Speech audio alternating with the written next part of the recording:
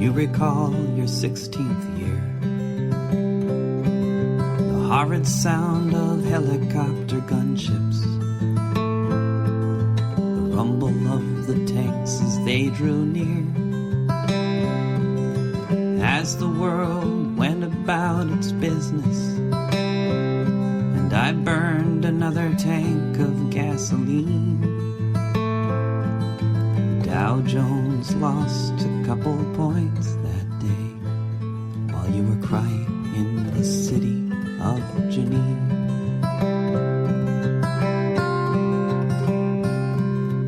Did they even give your parents warning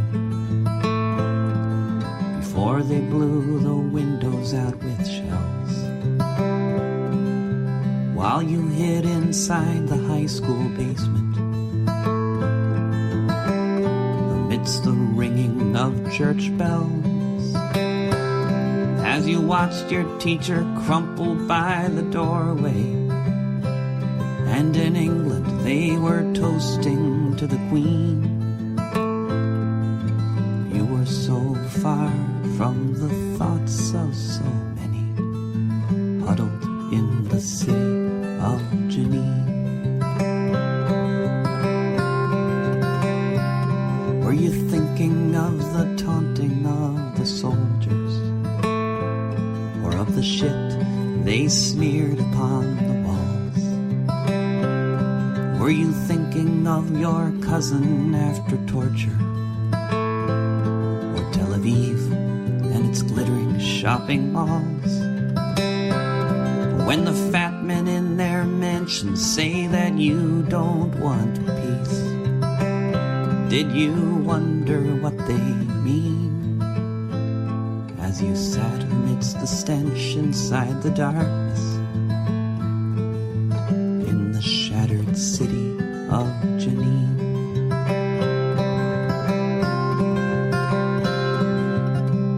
What went through your mind on that day at the sight of your mother's vacant eyes, as she lay still among the rubble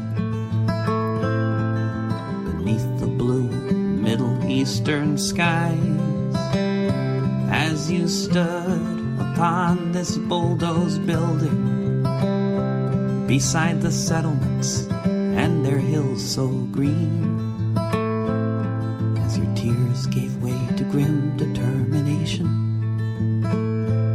amidst the ruins of the city of Janine.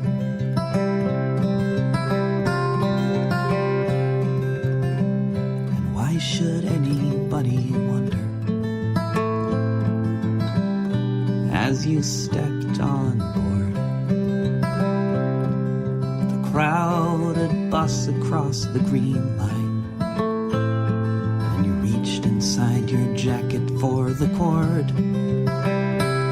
Were you thinking of your neighbors' buried bodies as you made the stage for this scene? As you set off the explosives that were strapped around your waist? Were you thinking of the city of Janine?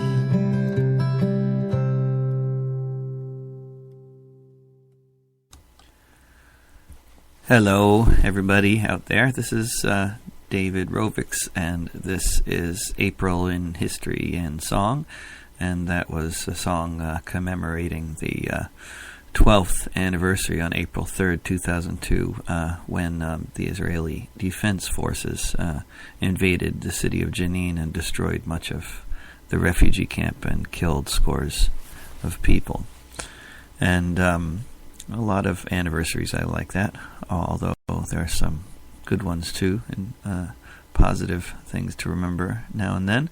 But on April 4th, 2004, Casey Sheehan, a soldier in Iraq, was killed, and his mother, Cindy, started up an encampment a year later or so outside of Bush's Ranch in Crawford, Texas.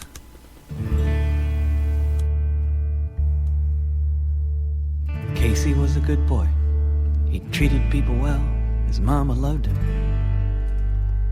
Anyone could tell. She'd send him off to school, pack his lunch with care, and when he came back home, she hugged him with her fingers in his hair. Cindy, she loved Casey, and when all is said and done, she is every mother, and he was every mother's son. When Casey was a little older, he spent his time each week in that church in Vacaville, in the service of the meek, in the service of his city, in the service of the Lord, with his mama in the pews, all the time they could afford. If their love alone could save us, then the world would be one. She is every mother, and he was every mother's son. People thought the priesthood was where he'd someday be, so some folks were surprised. When he joined the army, the recruiter told him he didn't have to fight. Cindy hoped this was the case and prayed for him every night. That was before they sent him to the desert with a gun. She is every mother, and he was every mother's son. His truck had no armor, and when it came under fire, it and half the soldiers in it became a funeral pyre. Cindy, she was sleeping the moment Casey died, and she knew she'd never see him standing by her side. There was no consolation, no safe place she could run. She is every mother, and he was every mother's son. The president, he told her, he died for a noble cause. Now Cindy's wondering exactly what that was, 'cause they never found the weapons. And now that Casey's gone, it seems that oil is the game, and Casey was the pawn. Cindy's got some questions, yes, and so does everyone. She is every mother, and he was every mother's son.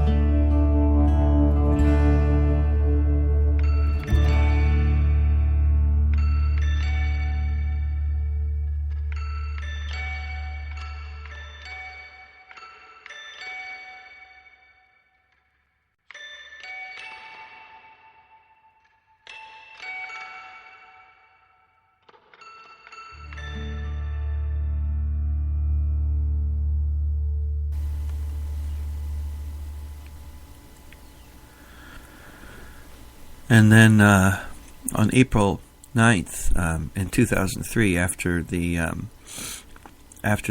shelling of the Palestine Hotel in Baghdad by the U.S. military and the killing of journalists in a hotel room there, including Jose Cuso, a Spanish journalist, after U.S. military stonewalling and the complicity of the right-wing Spanish government at the time, Aznar, the journalists covering a press conference of the Prime Minister in Madrid basically went on strike, and it was a remarkable event, unlike anything I've ever heard of. Maybe somebody else has heard of a similar event happening, but I don't know of any other event quite like this. The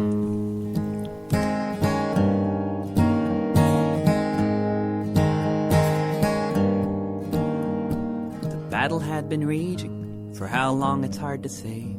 We were there to tell the story of the slaughter come what may. We didn't hide behind the lines, we reported on the crimes for BBC, Telemundo, and the Sunday Times. They said we were in danger, bearing witness to the war. A half dozen had just been killed in the days before. Then came the day they bombed Jazeera and Abu Dhabi TV as well. At the same time they took aim and shelled the Palestine Hotel. 4 journalists were murdered in a single day. And then our own Prime Minister, Aznar, was to say, there will be no investigation. Such a thing would not make sense. It was just a tragic accident. So at his next press conference, Aznar approached the podium to give a national address. Gathered all around him, the men and women of the press. He opened his mouth, we put our cameras on the floor, dropped our notebooks, turned our backs, and walked right out the door. We marched down the street and left our cameras where they lay. 'Cause all the news that's fit to mention is there is no news today.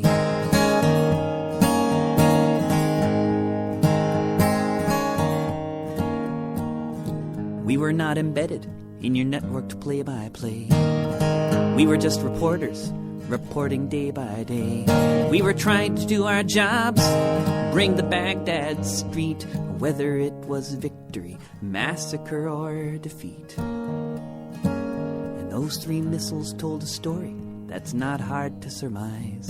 The army has decided what's good for the global public's eyes. These missiles weren't coincidence, of this there is no doubt. And on that April afternoon, asesinos we did shout. We marched down the street, left our cameras where they lay. 'Cause all the news that's fit to mention is there is no news today.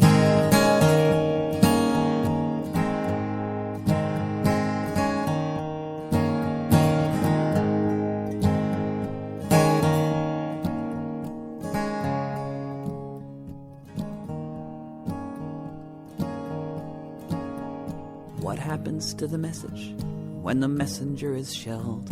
What happens to a nation that says it's just as well? What happens when the embeds are the last ones left alive? Is this your brave new world in which our liberty shall thrive?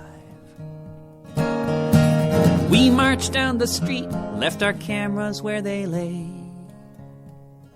'Cause all the news that's fit to mention is there is no news today.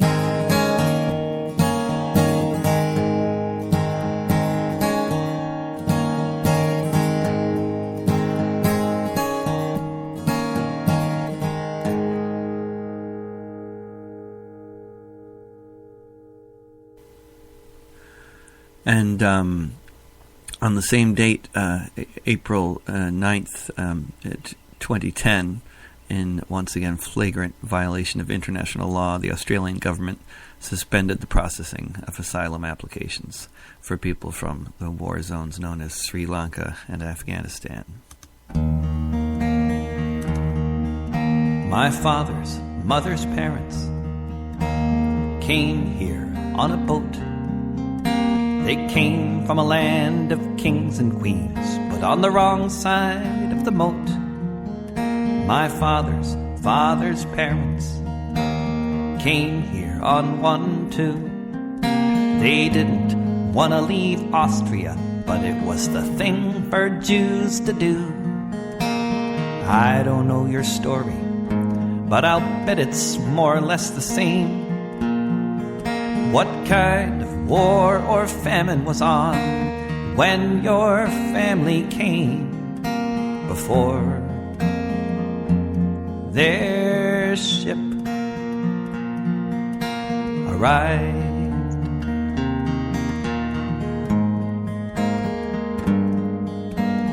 Did your folks come here to discover and explore, or were they refugees running from the war? Did they cross the freezing mountains to make it to the sea, all the while wishing that they never had to flee? Were they marched across the jungles with chains around their feet, nearly dying of exhaustion in the desert heat before their ship arrived?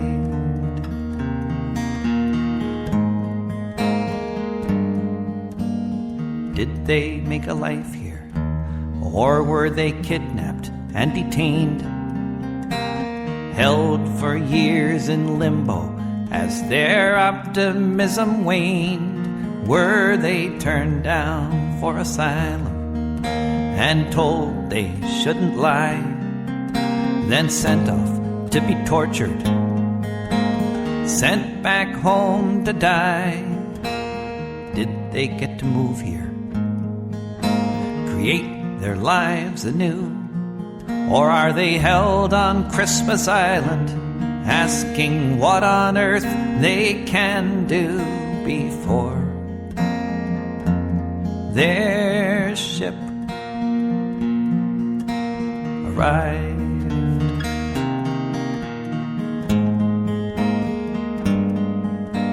Before their ship arrived.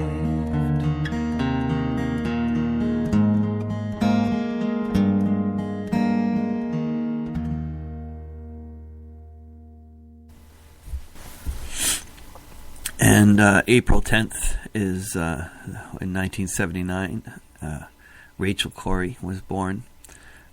Incidentally, I was also born on that date, 12 years earlier. And my good friend Armand in the Netherlands, fantastic singer-songwriter, wonderful guy. He was also born on April 10th, quite some time before me, and even more time before Rachel. And but if you want to hear some Dutch music from a fantastic Dutch hippie that was born a long time before me on April 10th, check out armand.nl, Armand. And he is the original hippie of Holland. But anyway, Rachel Corrie was born on April 10th as well, and just a little under 24 years later, she was killed by an armored bulldozer built in Illinois.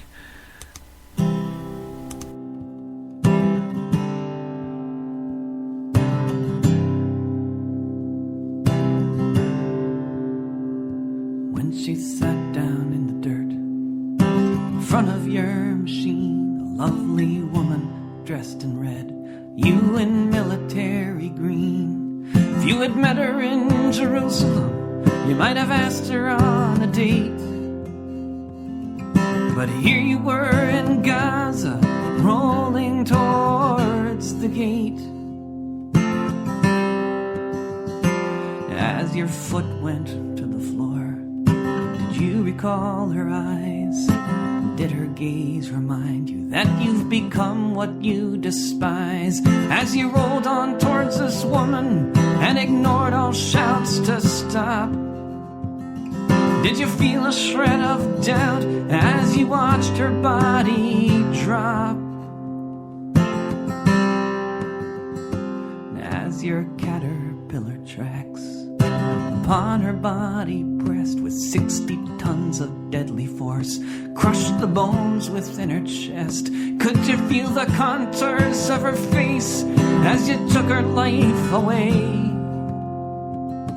Did you serve your country well on that cool spring day?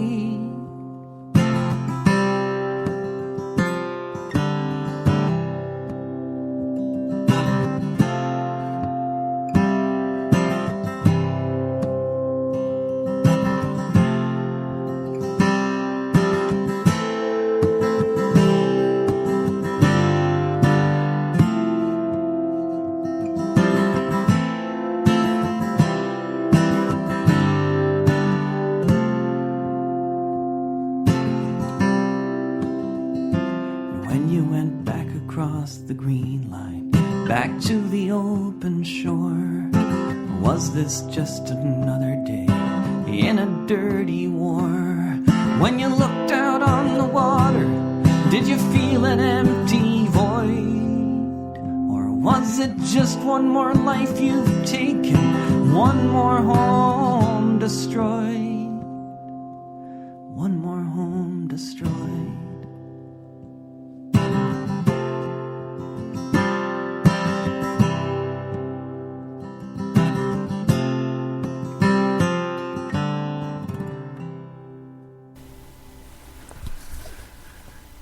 And On the same date, in 2006, was massive protests that happened all over the country, including, I think, 500,000 people in Chicago, and others, millions all over the country on April 10th, 2006.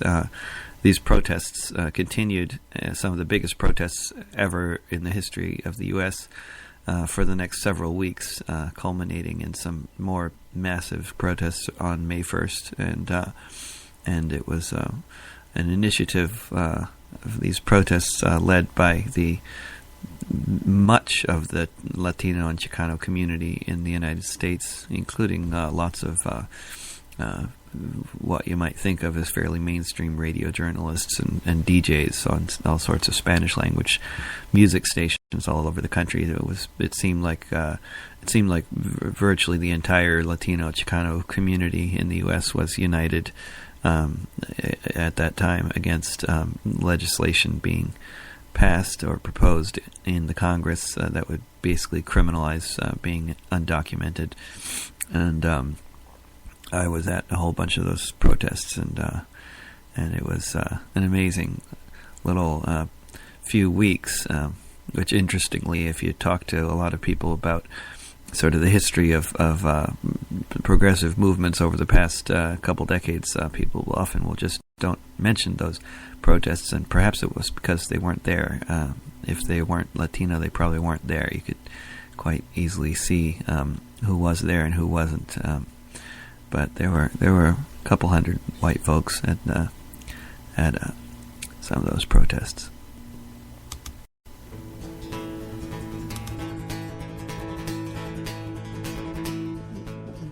This song goes out, I guess, more now than ever to the Arab American community. But I wrote it more with Latin Americans in mind. Of course, so many folks are in the same boat. Hopefully not soon facing indefinite detention for being immigrants.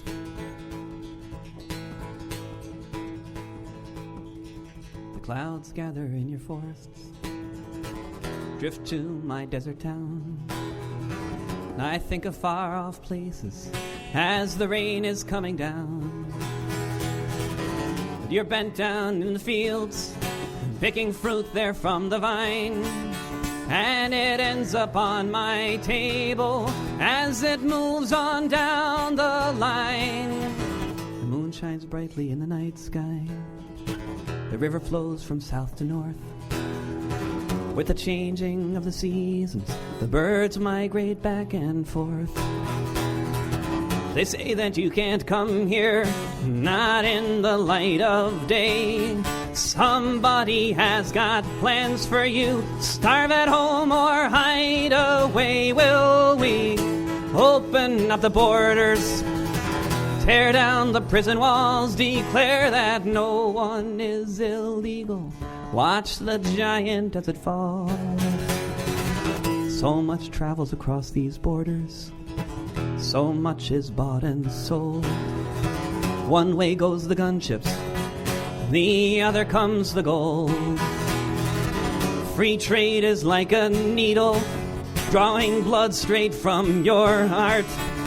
The border's like a prison, keeping friends apart. Will we open up the borders, tear down the prison walls, declare that no one is illegal? Watch the giant as it falls. Hear the stockholders cheering, the world's getting smaller. Hear the drowning child crying, why are the fences growing taller? Some whisper in the shadows, while others count the dollars. Some have suits and ties, others chains and collars. Will we open up the borders, tear down the prison walls, declare that no one is illegal? Watch the giant as it falls.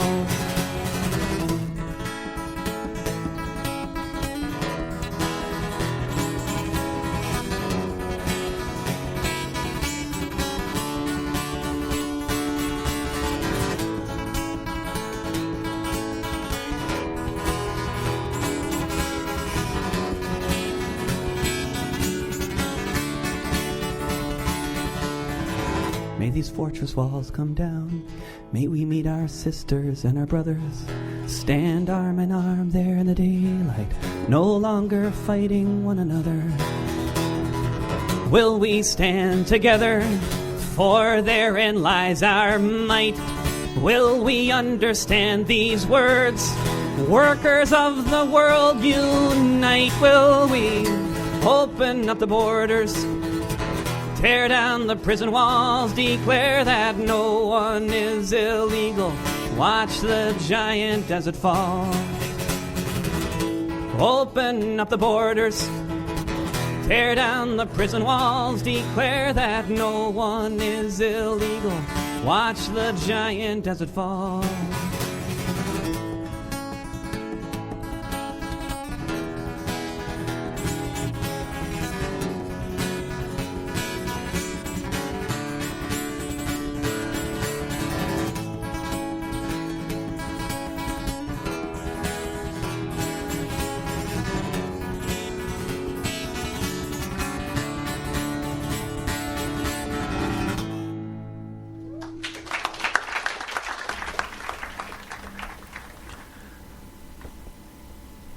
And on April 11th, 2002, the right-wing Venezuelan opposition that had been running the country into the ground for centuries before then overthrew the massively popular, democratically elected socialist government of Hugo Chavez and tried to reinstitute right-wing plutocracy, but their plans were foiled by a massive popular revolt.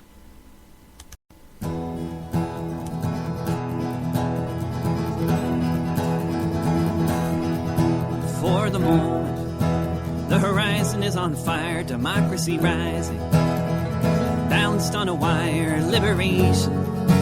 You can smell it in the air, things are moving, and the rich are all aware. Some will talk along the sidelines, others they will do. Sing a song for Chavez before the coup. For the moment, the airwaves are live on the radio. The barrios have arrived, Cuban doctors in their thousands on the street, in the shanty towns. They're pouring the concrete. The opposition whines that Venezuela is all through. Sing a song for Chavez before the coup.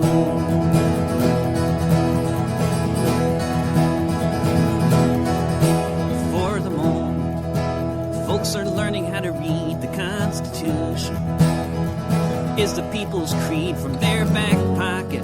They'll take it out for all to see, and their motto is death or liberty. There are those who will complain, mostly the privileged few. Sing a song for Chavez before the coup. For the moment, the oil wells are flowing, and Citgo's profits know exactly where they're going. Feed the hungry, house those without a home, give the tractors to those who dig sod and loam. Maybe he will meet the fate that Allende knew, but I'll sing a song for Chavez before the coup.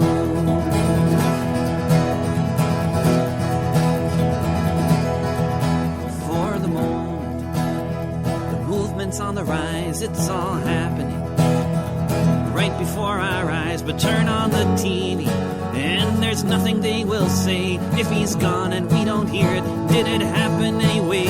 If the future's to be ours, I ask, what are you gonna do?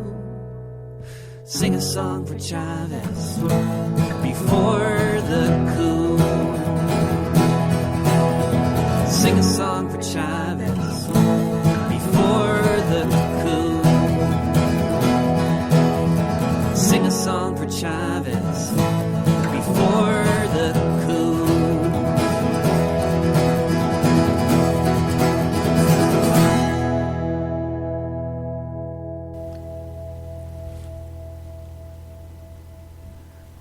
And on the same date in April 11th in 2012. That was the first time that George Zimmerman was finally arrested in Florida after gunning down Trayvon Martin in cold blood on the streets of a small city.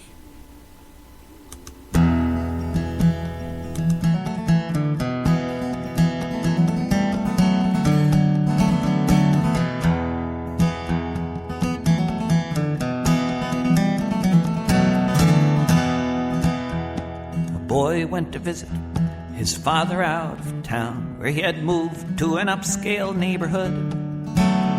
It rains a lot in Florida, and it was raining on that night, but everyone says exercise is good. He went out for a walk to the convenience store to go out and bring some candy back. But some people leave and they never come home, and that night was a one-way track. For the neighborhood watchman was driving in his car on a rainy night, looking for a young man who might have a part to play in his personal race war. And what if this trolling vigilante, sowing terror on a racist whim, what if when he found this teenage boy, he instead had found a man more like him? What if things were different? Where would he be bound? What if Trayvon had stood his ground?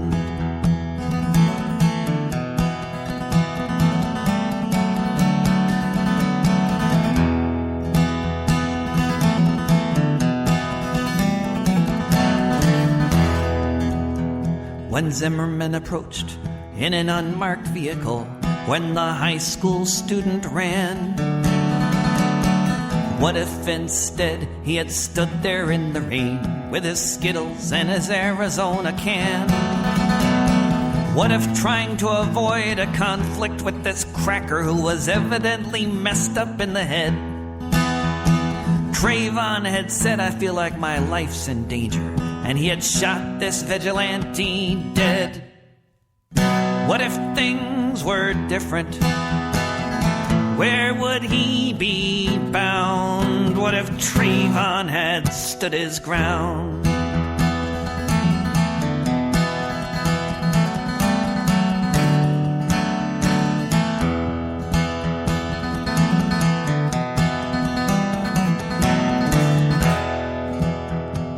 Would this hooded youth be gingerly arrested, treated for his wounds and then let free? Would he be hailed as a hero by the NRA, by Limbaugh, Beck, and Hannity? Would he be found not guilty by any jury in this country? Would he be allowed to keep his gun? Or would he be sitting in a prison cell watching pundits on the TV saying, "That kid really should have run"? What if things were different?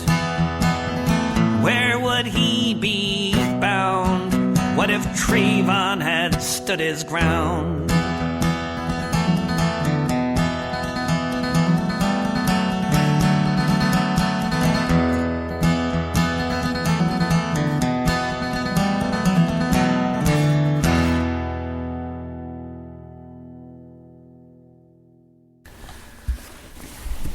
And, of course, April 15th this year and every year in the United States is Tax Day. That's the day when you have to have your taxes filed, and the day when the federal government begins the process once again of using 50% of its tax revenue to spend on the military, threatening other countries and bombing other countries, and using our tax money to make more nuclear missiles and give us all cancer, and it's a disaster, and that's what's happening on April 15th. It's also the day that inspired me to start looking for subscribers, because it's the day that you do the math and you realize whether this whole thing is working or not, and very happy to say that since I started this subscriber thing a year ago, after being inspired by the process of doing taxes, it's helped a lot. But that's a tangent, commercial tangent, you could say, but relevant for the listeners out there. I see in the chat room how at least quite a few of them are already subscribers, so you know what I'm talking about. And if you don't, that's all right. But you can find out at davidrovics.com if you're so inclined.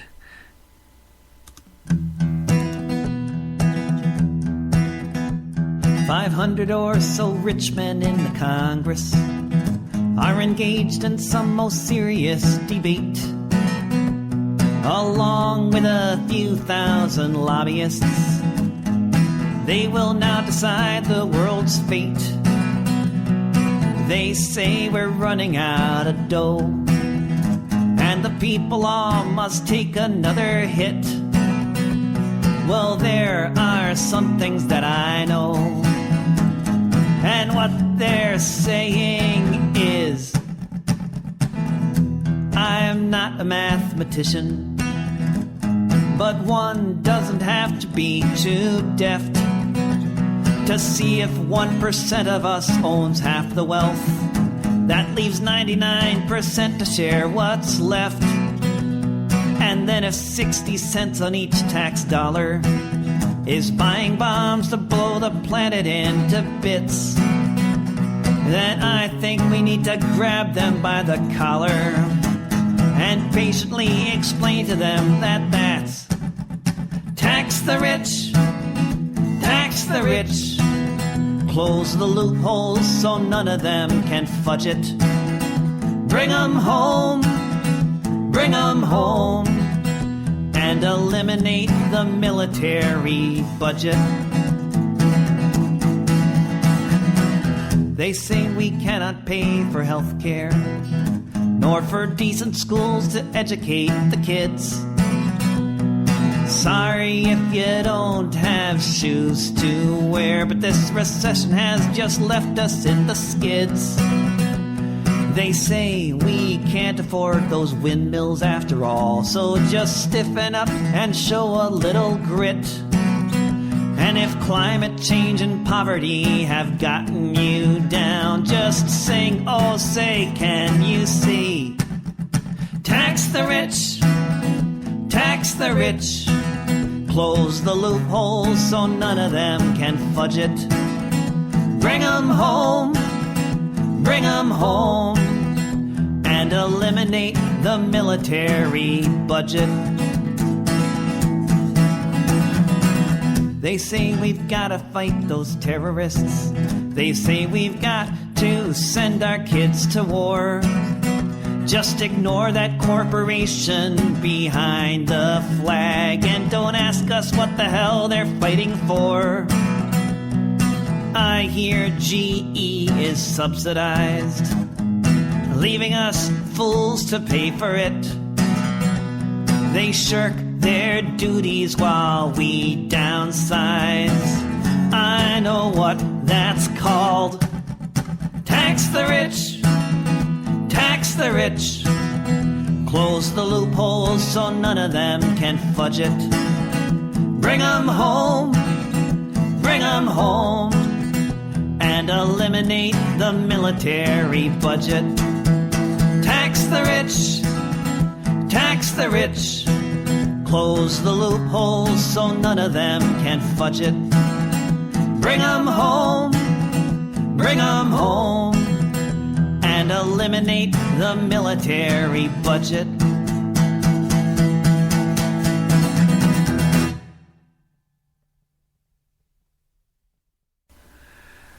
And on April 18th, 2012, Hadar Adnan was released from detention after 66 days on hunger strike, which incidentally is the same number of days that Bobby Sands spent on hunger strike several decades before. And a lot of people around the world, particularly in Ireland and Palestine, were making this very relevant comparison.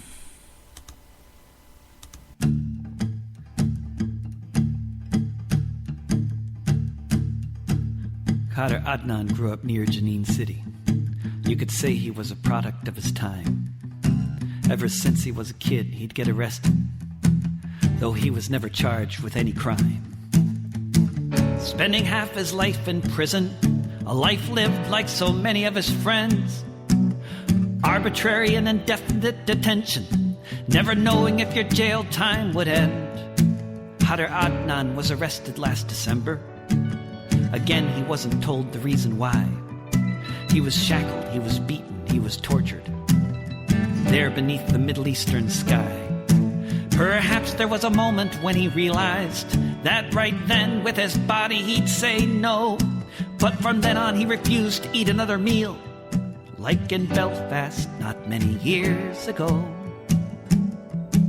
Khader Adnan grew up in a war zone, but all the tanks and planes were only on one side. It was a type of war that they call occupation, settlement, removal, fratricide. And anyone who talked about resistance, who thought they did not deserve to be a slave, would be looking out the barrel of a gun and often find themselves inside an early grave. Khader Adnan loves his wife and daughters, and he likes to eat his daily bread. But in prison he can't see his children or live life with the lady that he wed. So on behalf of all the children without fathers, he decided he had to strike a blow. He said, I will have dignity or death, like in Belfast not many years ago.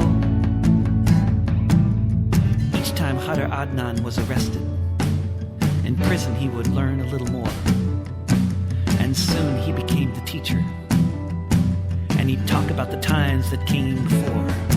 They talked about civil disobedience.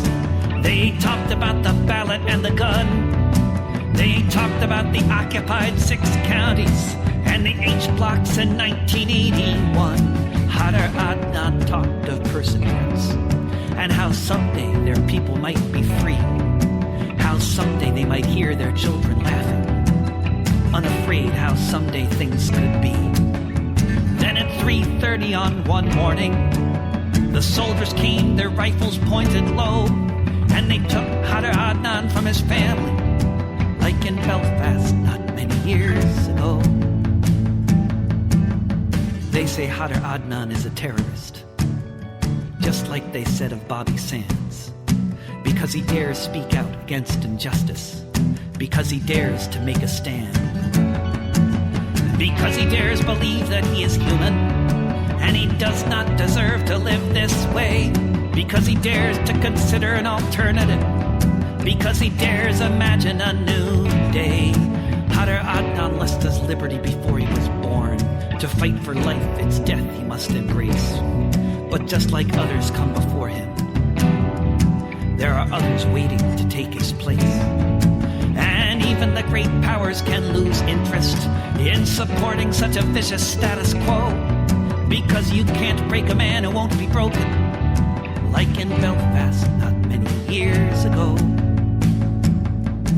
Like in Belfast not many years ago.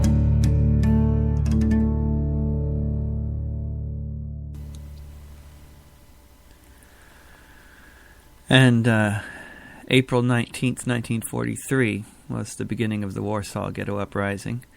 And it's also my good friend Allie Rosenblatt's birthday, which is, of course, the reason why I remember that it's her birthday is because it was on an auspicious historical day, which is the only reason I remember people's birthdays. But it's nice, these associations, and she's singing with me on many of these songs, although today maybe not so much, but on a lot of my recordings anyway. And anyway, here's a song about April 19th, 1943. First they occupied our country, then they spread their vicious lies. Evil propaganda filled our ranks with double-dealing spies. They cordoned off a reservation, built a wall all around it, drove us all into this ghetto, and our city'd never be as the Nazis found. First no one believed it, just what horrors lay in store. The sound of boots upon the staircase, of leather gloves upon the door. Some of us they sent to labor, to slave for them to the last breath. Most of us they sent to Auschwitz, 500,000 people sent to a pointless early death.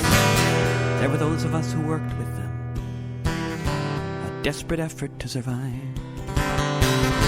even when our numbers were so few, maybe 60,000 left alive. People said we had no chances. By then we all knew they were right. It was 1943, and we, the walking dead, made up our minds to fight. I remember Warsaw. We stood side by side. The Star of David flew above the ghetto. There we lived and there we died. We cleansed the ghetto of their agents, dug a maze of tunnels underground. We begged the Allies give us weapons, but empty words was all we found. So we saved each precious bottle, made bombs of rags and gasoline, and in this script of mindless carnage, we waited in the shadows for the final scene. It was the month of April. The SS came marching in, singing songs to praise der Führer and all his Aryan kin. To see the shock upon their faces, we'd show the world on this day. We'd not go like sheep off to the slaughter. With the last blood running through our hearts, we'd make the devils pay. I remember Warsaw. We stood side by side. The Star of David flew above the ghetto. There we lived and there we died.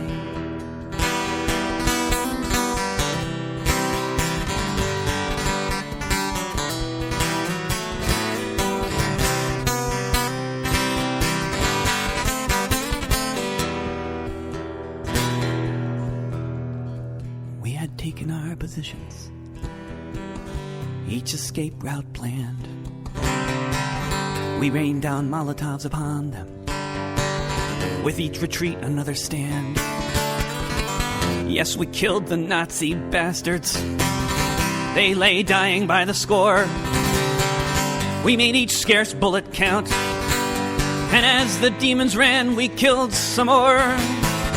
For 1 full month the battle raged, and the word spread all around that it wasn't over till every building had been leveled to the ground. I am the ghost of the apocalypse, and these few words I have to tell. Let it never be forgotten that for 4 long weeks we fought, we stood up before we fell. I remember Warsaw. We stood side by side. The Star of David flew above the ghetto. There we lived and there we died.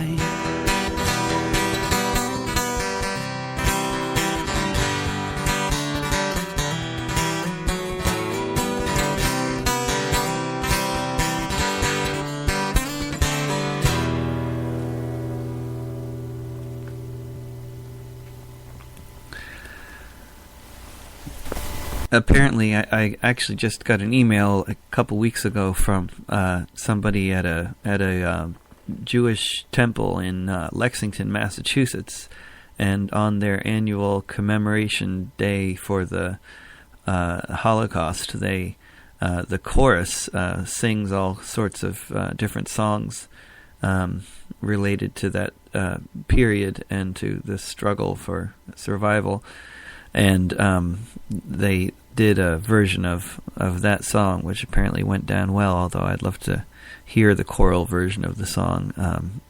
He said he'd send a video, but I haven't seen it yet. Anyway, on April 20th is a day that will be infamous for a lot of people in the world, particularly those who live somewhere near the Gulf of Mexico, because on April 20th, 2010, the Deepwater Horizon drilling rig exploded. 11 workers were killed, and one of the most horrendous environmental disasters the world has ever seen began to unfold and is still very much unfolding today. We came to Canada a long time ago, but the Brits showed no mercy. We had to go. Our cities fell and we set sail from the shores of La Nouvelle France out into the gale. In Louisiana we started again, fished and farmed, made a life here and then. We celebrated a new day and we sang Laissez les bon temps brûler. Laissez les bon temps brûler. All we wanted was to be left alone on a patch of paradise that we could call our own. Fish the Gulf, dance and pray, but when the revolution came, we went and joined the fray. And when we came back from the awful fight, the Battle of Baton Rouge gave us nightmares at night. But we got the fiddles out to play, and we sang Laissez les bon temps brûler.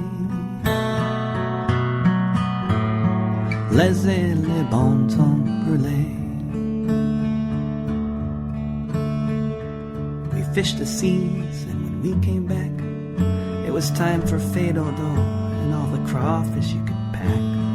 La grande dérangement to memory that had long ago been traded for joie de vivre. The great upheaval far in the past, now we'd found a new world we all hoped would last.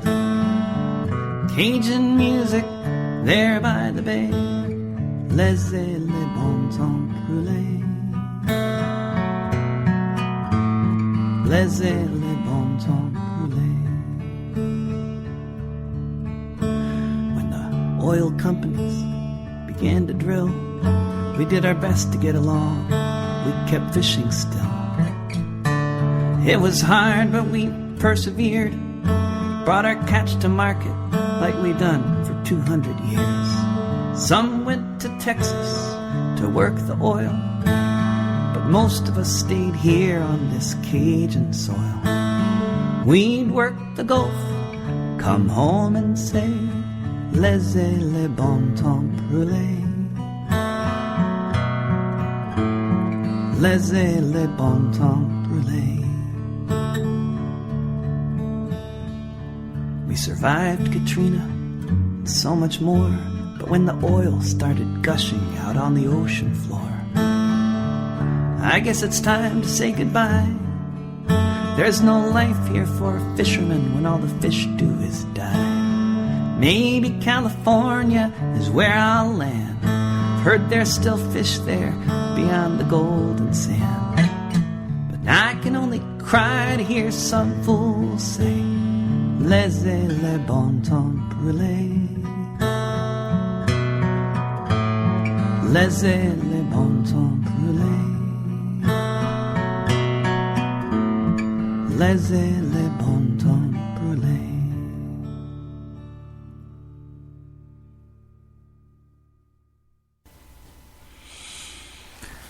And on, let's see, on April 21st, 2004, whistleblower, anti-nuclear whistleblower Mordechai Vanunu was released from an Israeli prison after spending 18 years in prison, most of that time in solitary confinement. I was born in Marrakesh. I thought life was good. Then some visitors came from far away, convinced us that we should move from Marrakesh to Israel, what they called the Promised Land. That's how we ended up in Beersheba by the Negev desert sand. I turned 18 and joined the army. That's what everybody did. I learned to blow up bridges just like every other kid. I learned to fire weapons. I learned how to shoot to kill. Then I studied engineering and learned many other skills. I got a job, paid the rent, working just like you. I just did what I had to do.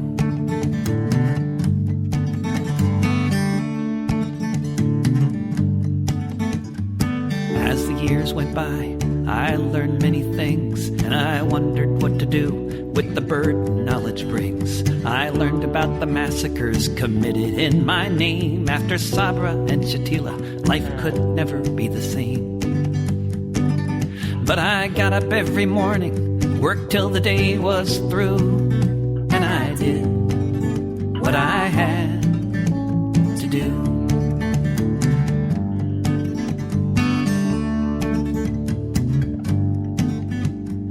Working in the desert, I did what I was told, though I'd long ago rejected the bill of goods I had been sold. I was supposed to ask no questions, but as the years passed by, I discovered what was going on there beneath the clear blue sky. I snuck a camera into work one day as my suspicions grew, and I did what I had to do.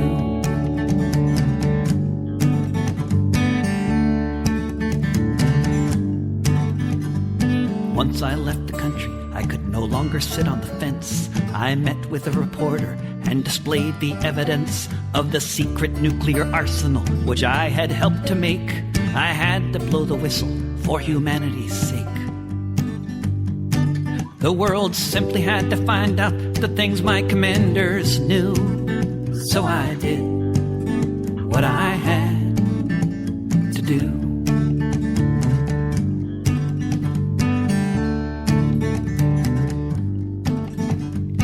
Mossad came to get me on the streets of Rome, brought me in a boat back to my adopted home. After 18 years of torture in a tiny prison cell, on the street some people ask me how I lived so long in hell.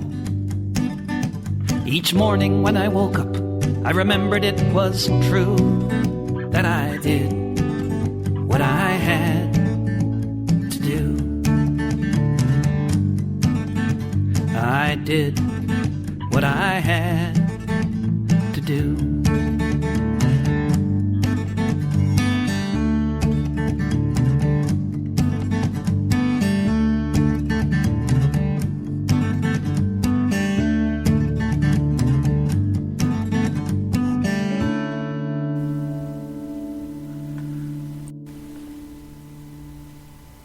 On April 25th, 1846, was the beginning of the U.S. invasion of Mexico, the Mexican-American War, as it's known, which resulted in the annexation of most of Mexico into the United States. And now the people living there who speak the wrong language and have the wrong color skin are considered to be emigrantes, and they're not immigrants. As they say there in that part of the country, we didn't cross the border crossed us.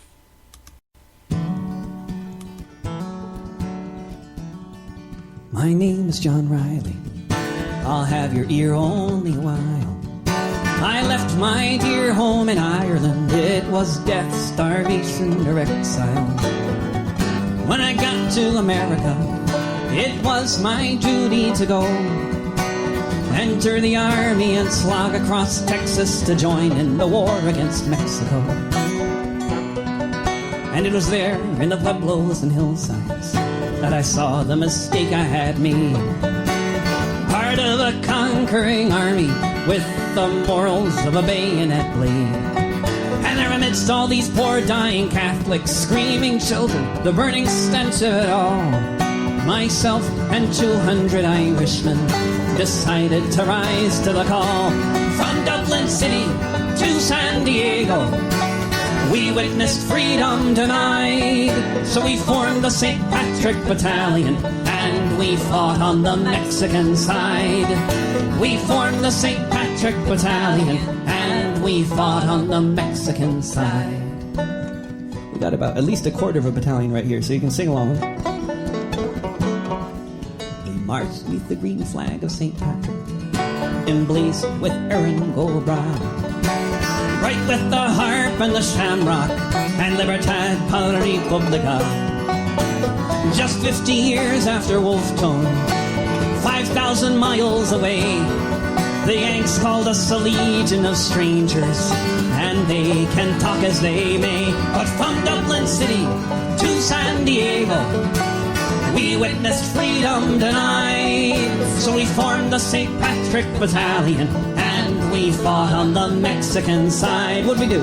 We formed the St. Patrick Battalion, and we fought on the Mexican side. We fought them in Matamoros, where their volunteers were raping the nuns.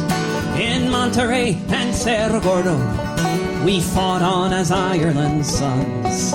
We were the red-headed fighters for freedom amidst these brown-skinned women and men. Side by side we fought against tyranny, and I dare say we'd do it again. From Dublin City to San Diego, we witnessed freedom denied. So we formed the St. Patrick Battalion, and we fought on the Mexican side. We formed the St. Patrick Battalion, and we fought on the Mexican side.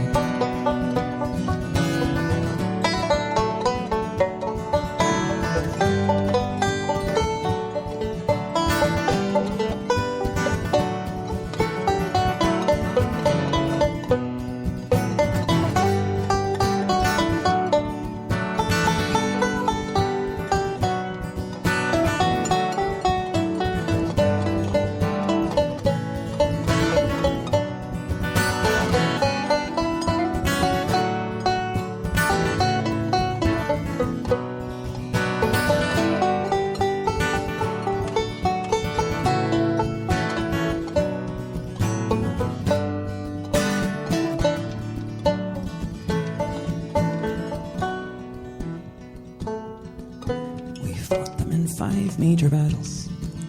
Churubusco was the last.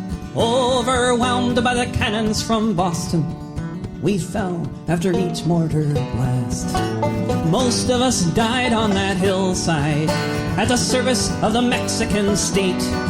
So far from our occupied homeland, we were heroes and victims of fate. From Dublin City to San Diego, we witnessed freedom denied. So we formed the St. Patrick Battalion, and we fought on the Mexican side. From Dublin City to San Diego, we witnessed freedom denied. So we formed the St. Patrick Battalion, and we fought on the Mexican side. We formed the St. Patrick Battalion, and we fought on the Mexican side.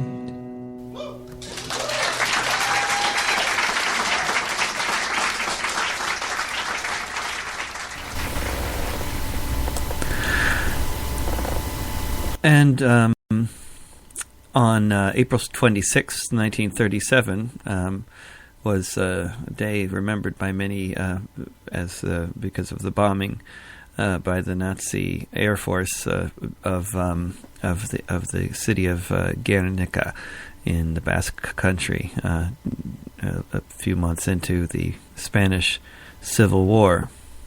And couple years ago, I sang at a commemoration of the bombing of Guernica in London, hosted by a bunch of wonderful Celtics supporters and Spanish Civil War aficionados, and they got some great T-shirts that they put out, mostly about football, like what is it? The Sartre quote. Football is endlessly complicated by the existence of the other side, or something like that. And but they also have Guernica and Jarama Valley commemorative T-shirts, and it was a wonderful little event at a place called Filthy McNasty's, a bizarre name for a pub. And also the wait at Terminal 5 in Heathrow that day was in the news because it took like 3 hours to get through the thing. I was only flying there from Germany, so like within the Schengen zone or whatever, but I guess England's not part of that. Anyway, here's a song about the Spanish Civil War.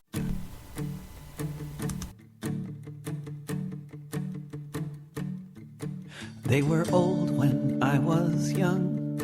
Now they've all but passed away. Now it's just a second-hand memory of the day when from all around the world they sailed off to Spain to fight against the fascists, where so many men were slain. Who will recall the days when they all stood side by side, now that the last Lincoln veteran died? Beside Martin Luther King, or in a veterans parade, you could see the men who made the journey to join the 15th Brigade. When men of many nations, of most every creed and hue, Catholics and Protestants, atheists and Jews, joined together in the trenches to turn back the fascist tide, now that the last Lincoln veteran died. The working class of many nations joined in a desperate bid with what weapons they could find. They fought to save Madrid from Brussels and Berlin, Galway and London town. Who will recall the brigadistas who went to take the fascists down? There beside the Spanish people, even the figs and olives cry, now that the last Lincoln veteran died.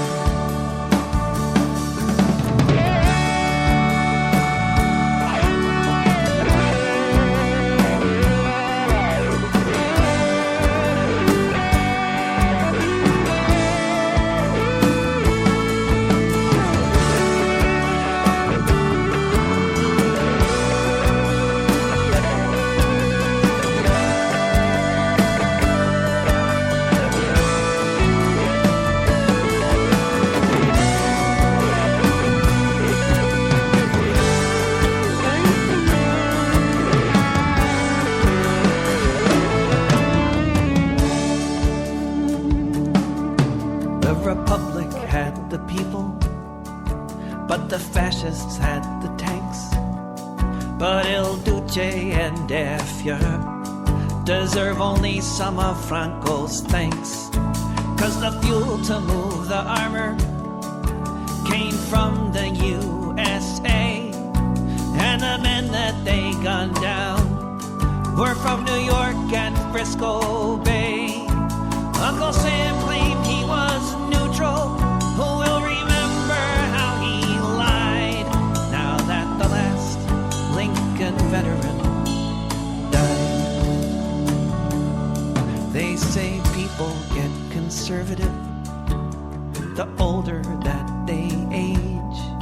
They say that being radical is just a useful phase, but the finest communist I've known lived to 95, and he spent his whole life striving for humanity to thrive. To forget these fallen heroes is something I cannot abide, now that the last Lincoln veteran died. Now that the last Lincoln veteran died.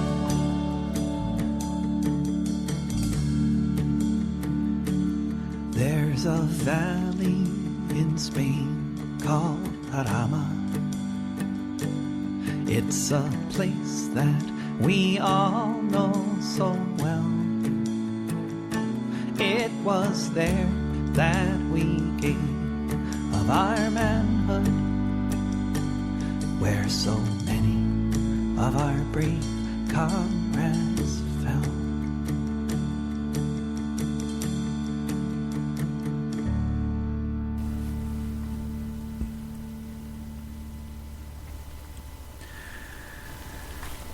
And of course, on April 28th, 2004, the Abu Ghraib prison torture scandal hit the papers.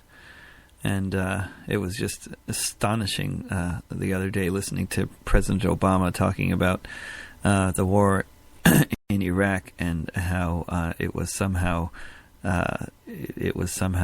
like more or less legal and not imperial in nature, and trying to differentiate between U.S. foreign policy and Russian foreign policy, which is the only difference, as far as I can tell, is that U.S. foreign policy is imperial on a far bigger scale. We'll get rid of the dictator, rebuild your country, make sure all your kids go to school. We'll clean up the cities, get the sewage plants running, institute parliamentary rule. We'll bring you autonomy, senators and judges, and a shiny new blue banner. We'll bring you pride and prosperity, food in your bellies, in every home a phone, fax, and scanner. After we torture our prisoners, we'll bring you decades of peace, spiritual release, free religious expression. You can say what you want in the papers you run, we'll never force a confession. After we torture our prisoners, the oil will flow just where it should go, across the desert and into the sea. You'll thank your God and the CIA that finally you are free. After we torture our prisoners, you'll all be safe with us to protect you and keep you out of harm's way. You'll thank creation and your liberation from the dark into a new day. After we torture our prisoners, you can all jump for joy, each girl and boy, and look boldly into the distance. You'll be so happy for all that we've done, for such invaluable assistance. After we torture our prisoners, you won't have to worry about tyrants and bullies now that you have sovereignty. You can hold your head high, kiss Saddam goodbye, say hello to democracy.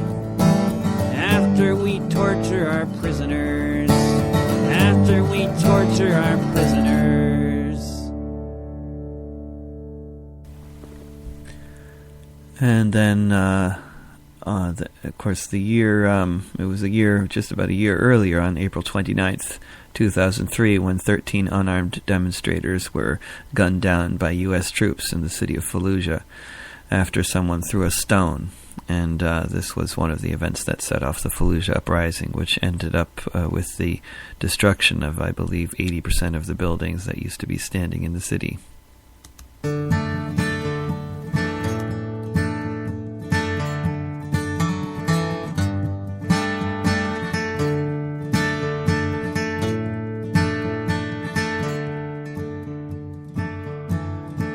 Maybe you'll hear about me when you watch the evening news. So I write this letter for you, my friends, the truth then you may choose. I had a good time at Oxford, and the world I did roam. When my studies were finished, then I went back home. All I wanted were good things, land and liberty, and all the sorts of things we learned at the university. I'm not a fan of dictatorships. I'd rather say live and let live. But But for those who threaten my family, there's nothing I won't give. I will fight for my country. I'll defend this land. I'll stare at the whites of your soldiers' eyes with this Kalashnikov in my hand. With this Kalashnikov in my hand.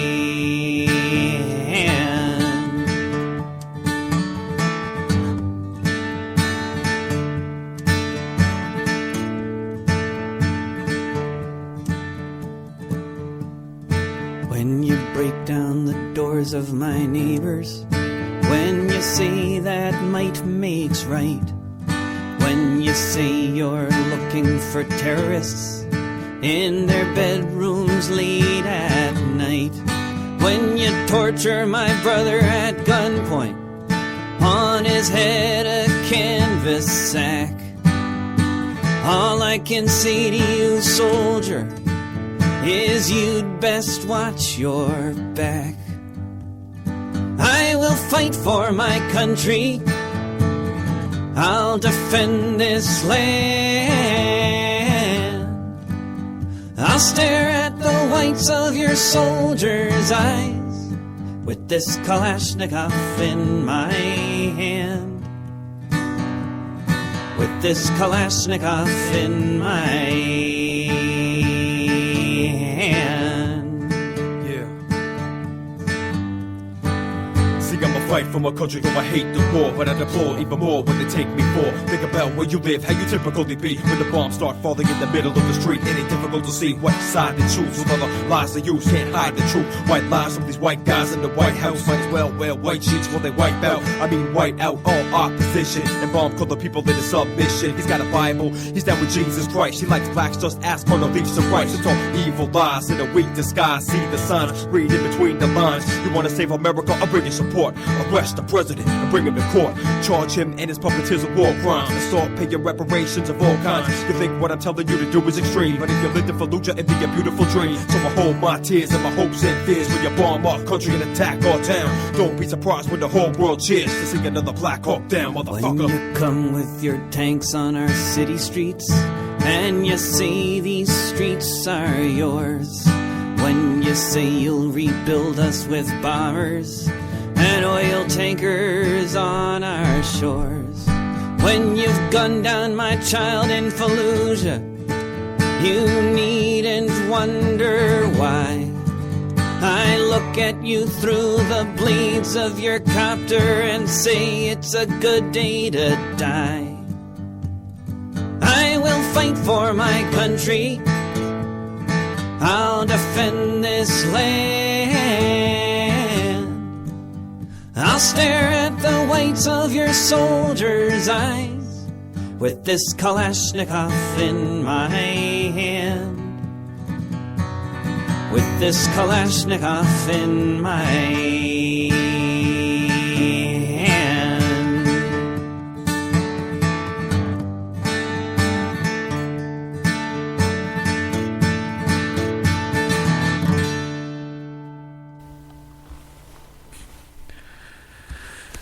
Well, this is, I'm going to do one more song in this April in History and Song radio show. Thanks so much for everybody out there who tuned in or listened later.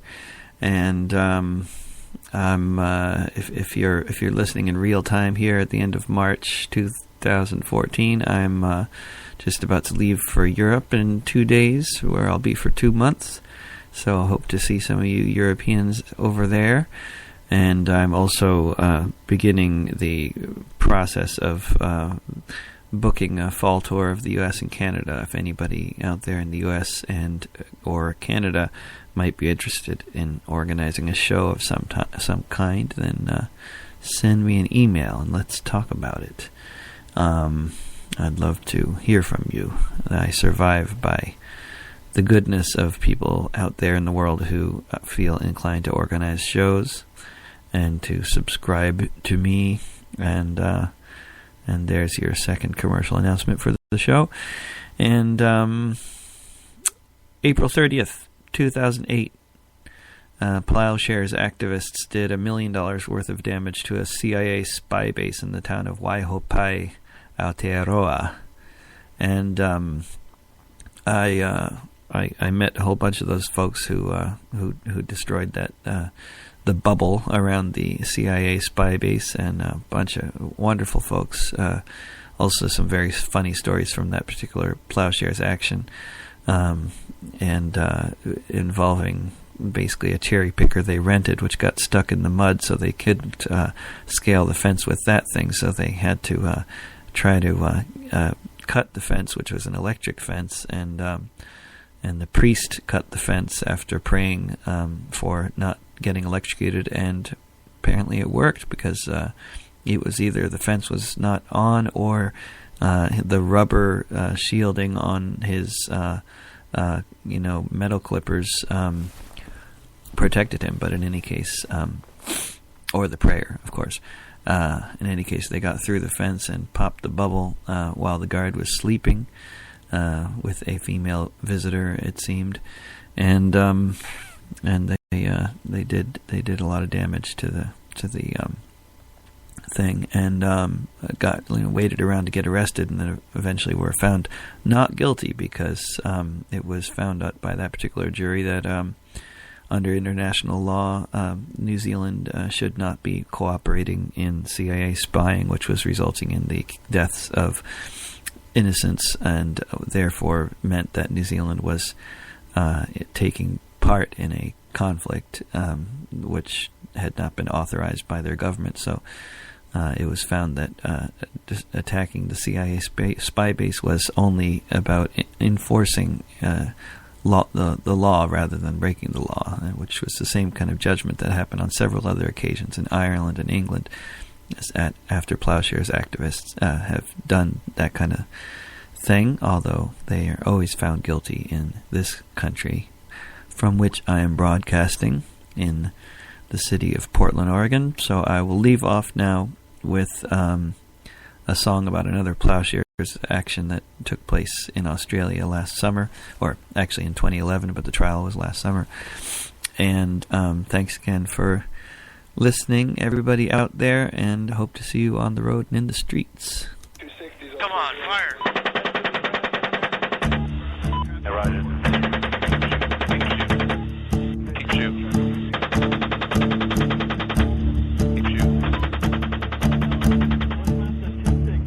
I watched it on the TV. Machine guns fired towards the ground. I watched the people run. Helicopter gunship strafing the street. I watched them lining up the bodies in the Baghdad heat. They say these leaks had consequences, and I must agree. When I saw them fire on the children, it affected me. I thought, what if I were wearing the other shoe? If I had a hammer, what would I do? I am just a person, like anyone. I am just another mother's son. I have no special powers. I cannot fly, not like that helicopter gunship up in the sky, sending all those bullets all around to the journalists and children on the ground. I am just one man, that's very true. But if I had a hammer, what would I do?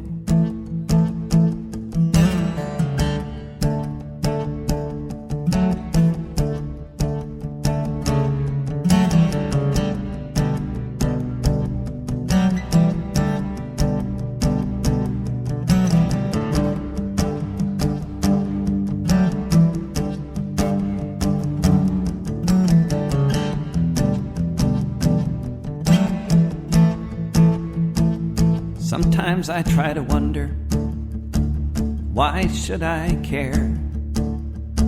But then the answer seems so obvious. There are people down there. And right here in Queensland, there's an army base. And there's a helicopter gunship just sitting in place. There's a time for watching. There's a time to act. It's just gonna kill more children if it remains intact. I am just one person, but you are too. And if you had a hammer, what would you do? If you had a hammer, what would you do?